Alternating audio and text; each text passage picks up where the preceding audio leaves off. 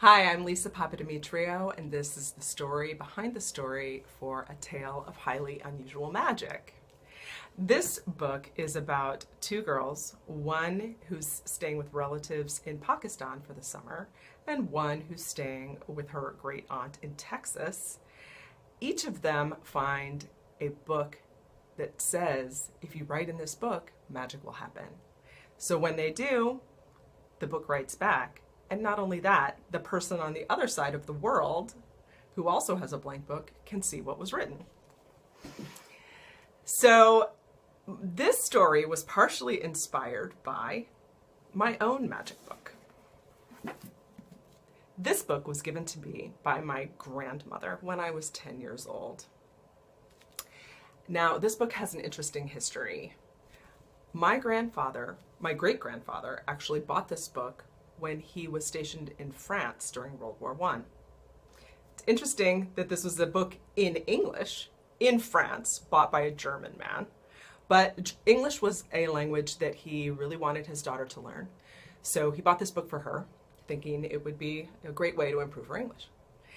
When my grandmother immigrated to the United States in the 1930s, she brought this book with her. And for whatever reason, she never gave it to my father. She waited, and she gave it to me.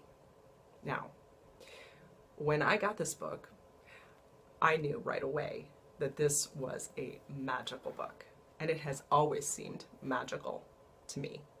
It seemed like the kind of book in a story where you could fall right into it, and it would sweep you away, and in a way, it did do that for me. These fairy tales are the traditional ones, that most of which are familiar, but not all of which are familiar. Some of these I had never heard of before I read this book. Graciosa and Percinet, the Little One-Eye, Snow White and Rose Red. So I read and reread this book over and over. And I was really enchanted with the way the stories were told, with the beautiful illustrations. This is Cinderella, obviously pretty different from what we're used to seeing. I loved the old Victorian style illustrations.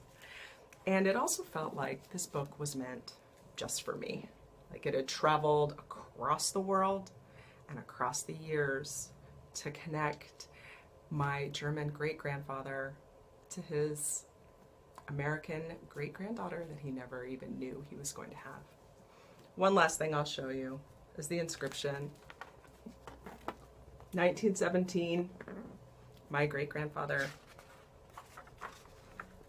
1981, my grandmother. And when I give it to my daughter, I guess I'll have to write down the year too. Anyway, I hope you like my new book. And I hope that there's a magic book in your life.